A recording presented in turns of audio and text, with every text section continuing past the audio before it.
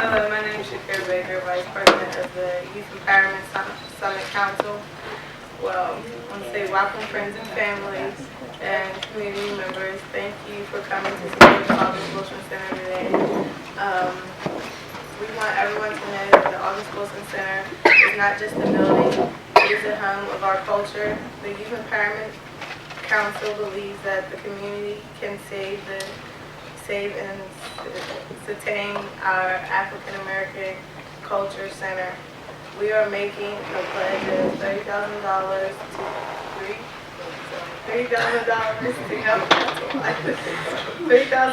to help the center and ask that other organizations match or exceed the amount. We call on the mayor of Pittsburgh, the governor, and other elected officials to find ways to keep the August Wilson Center up and running. Our story needs to be told on the walls and on the stage of our cultural center, a place where people will forever be able to go to learn about a glorious people who overcome being brought in chains across the waters, people who survived 400 years of slavery, Jim Crow, and racial hatred, people who always fought back from Frederick Douglass, Harriet Tubman, Dr. Martin Luther King, Malcolm X, and August Wilson. In fact, the very shape of the building is based on a slavery ship, so that we will forever remember the Middle Passage and respect of the souls of our ancestors that met their death during the long and hard trip.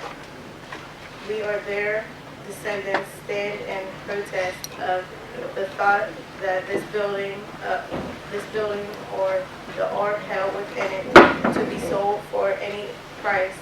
Our culture, our history, our future is not for sale. Hands off the August Wilson Center. We call our ancestors because they are our strength.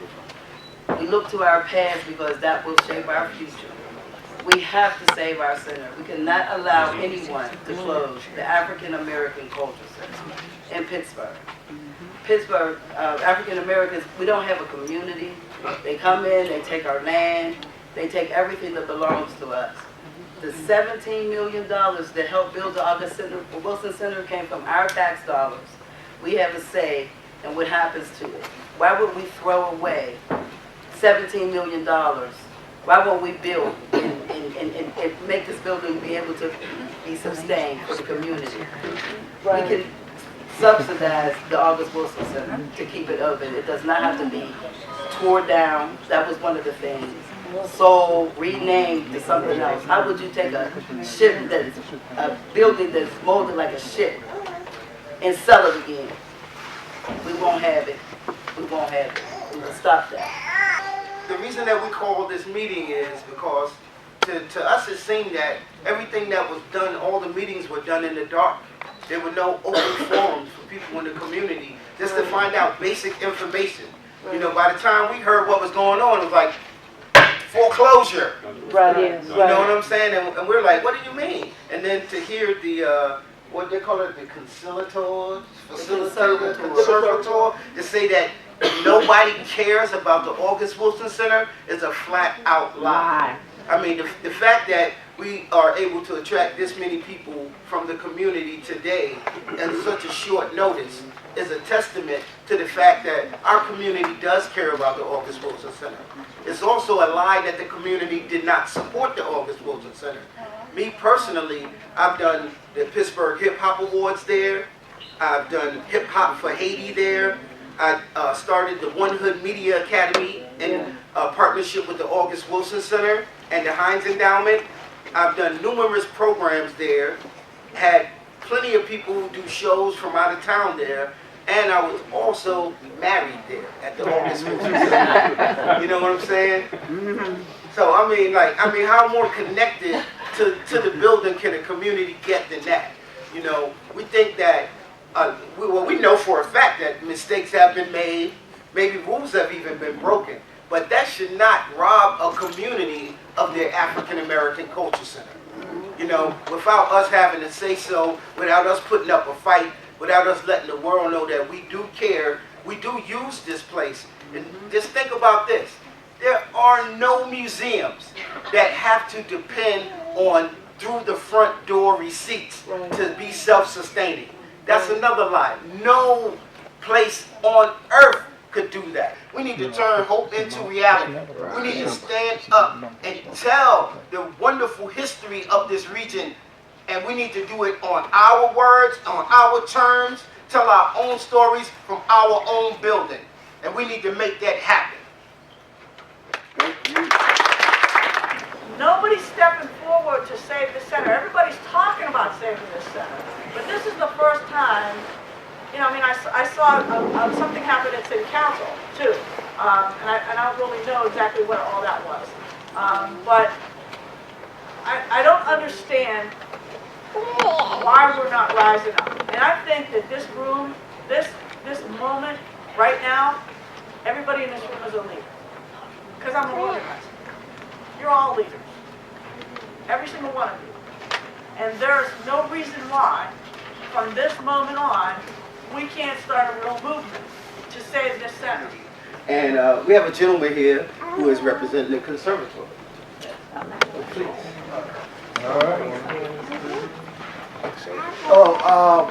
First of all, this will be brief and fast. I'm not here to talk about what has happened and what's heard. I'm here just to say where we're at right now.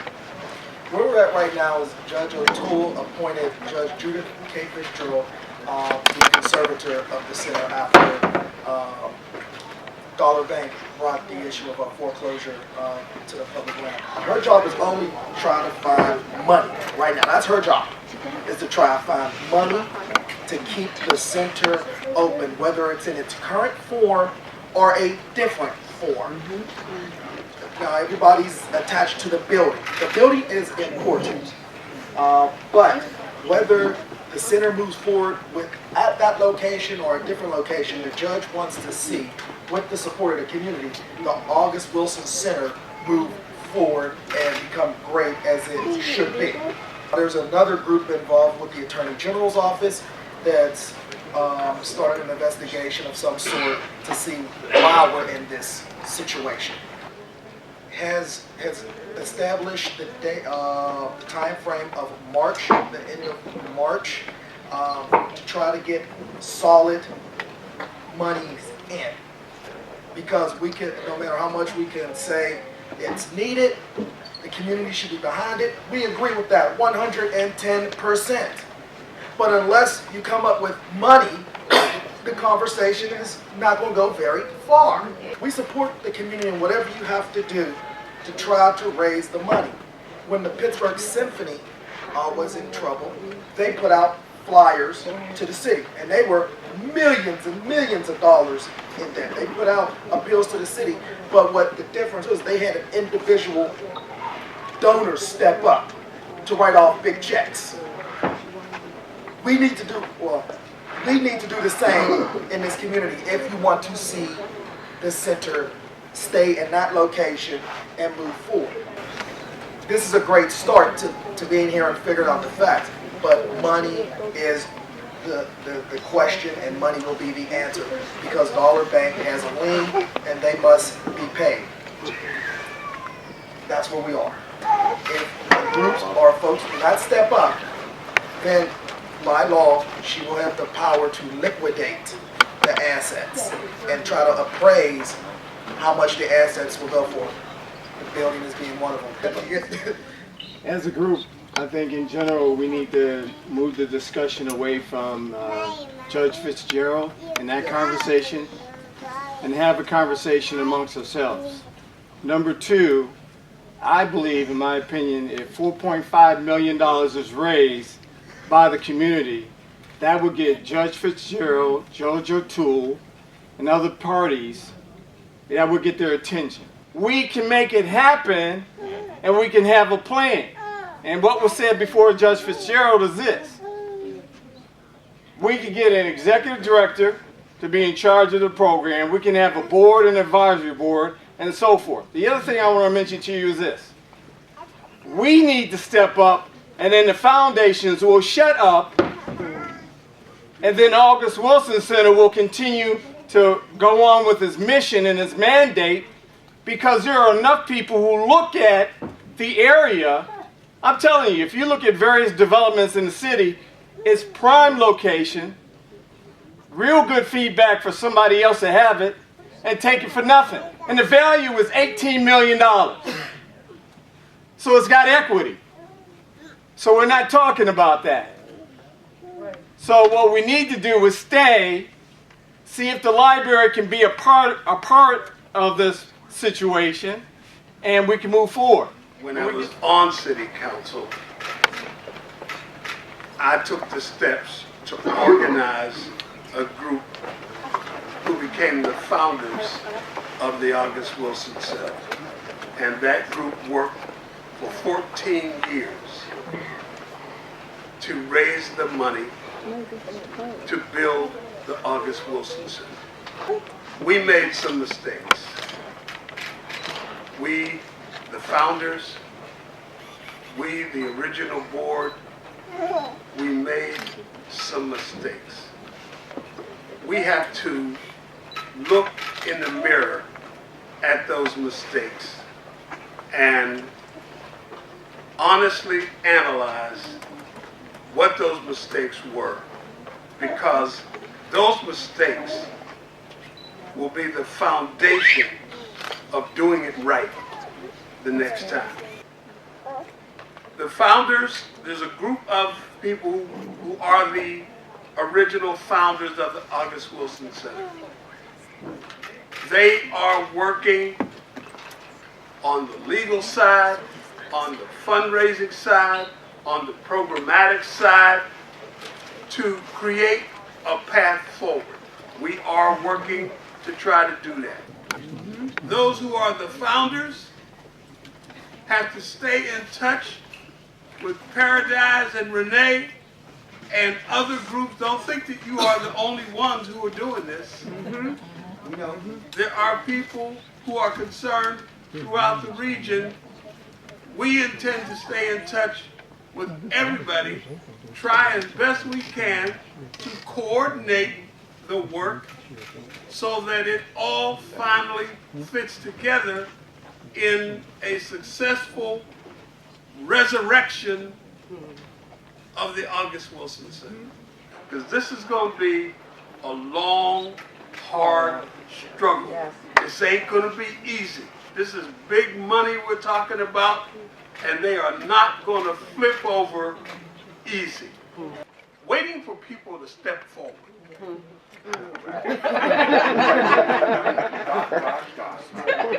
With $5 million. Ain't gonna happen. That is not the way you raise money. Period. Right.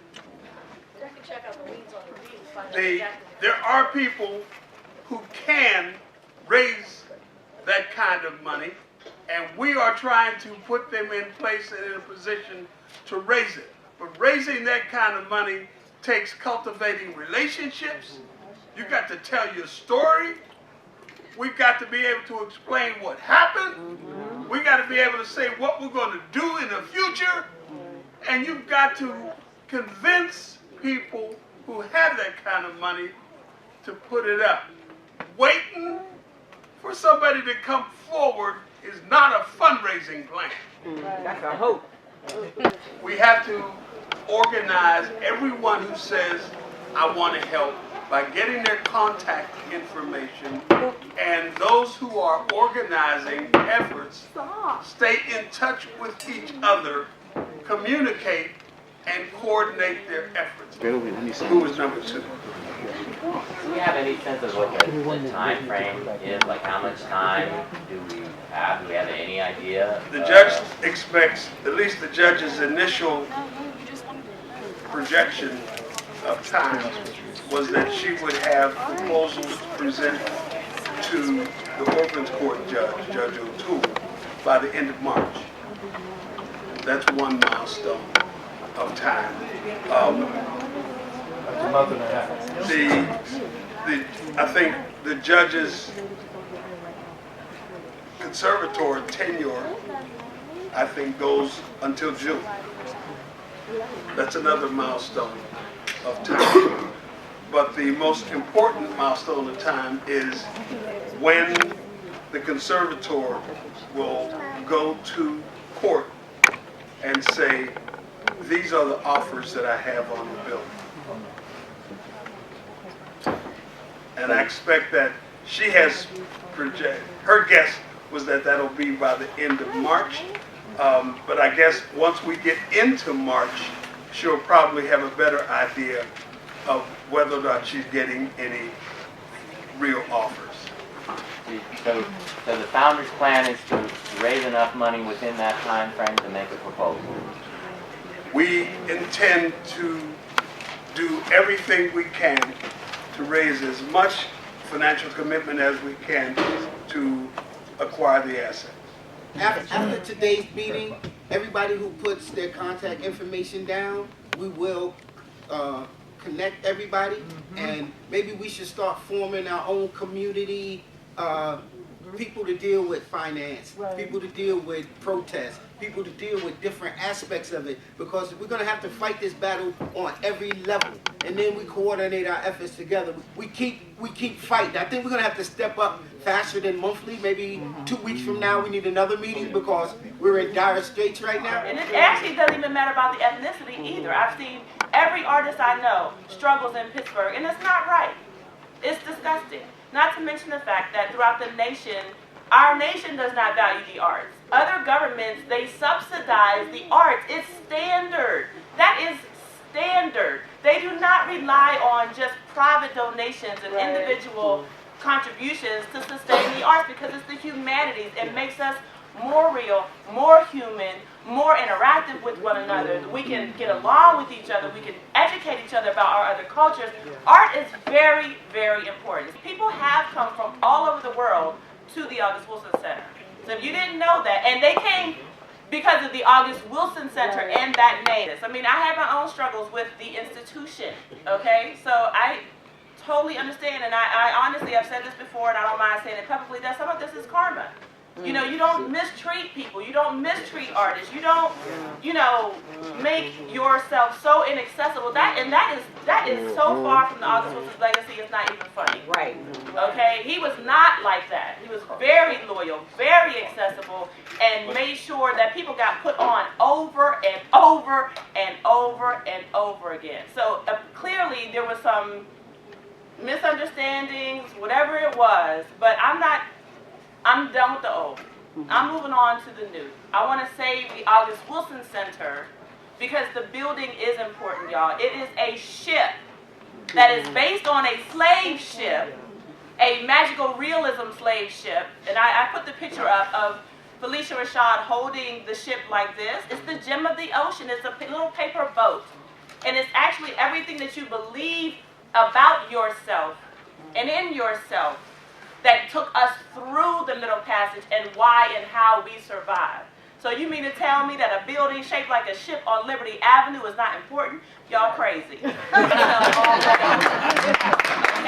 yes, the building is important. No, you cannot just take the August Wilson Center and just put it somewhere else. That's ludicrous. This idea that Pittsburgh didn't support the August Wilson Center is not true. Pittsburghers of all ethnicities supported the August Wilson Center. People rented out that space. They came down to events. They supported exhibits. The idea that Black Pittsburgh didn't support the August Wilson Center is a myth. Stop saying that. Don't believe it. It's not true. If you went to an event, you would see people. It was like a family reunion every time you went down. Of all artists and different, like I said, different organizations rented out the space. So y'all don't believe everything you read. These people don't know what they're talking about. Go with your lived experience. You lived it. You were down there. Go with what your eyes saw and what your heart knows.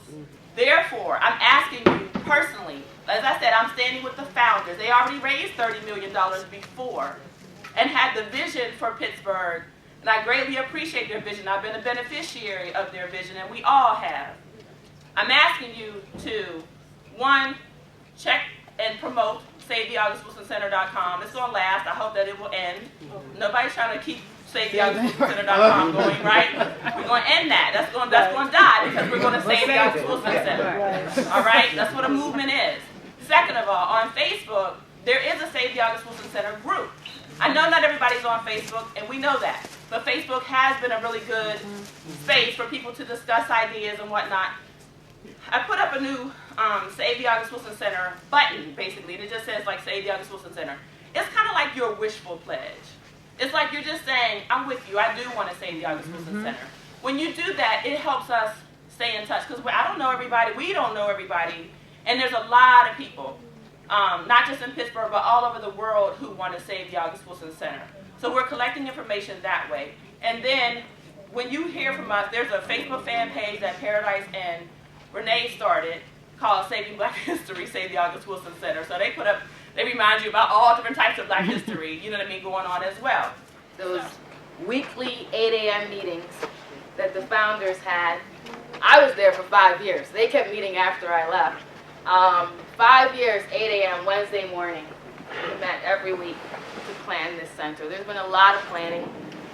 The idea that the center is failing because of a lack of planning, because Black people don't know how to plan, because we don't know how to raise money, you know, all these things that people are just throwing out there, they're completely false.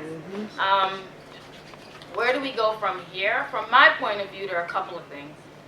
The first thing is there are many efforts underway, which is important. You can't have a movement with just 2 people.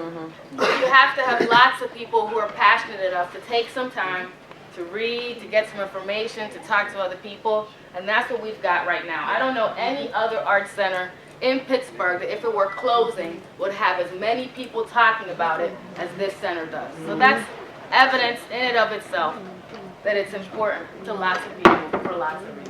For those of you that are sort of like, okay, I have all this energy, what do I do? What do I do to save this thing? I would say for now, put pen to paper. Just make your own list. 10 reasons why I care about the AWC. 10 reasons why I see it as important to Pittsburgh. You make that list and send it.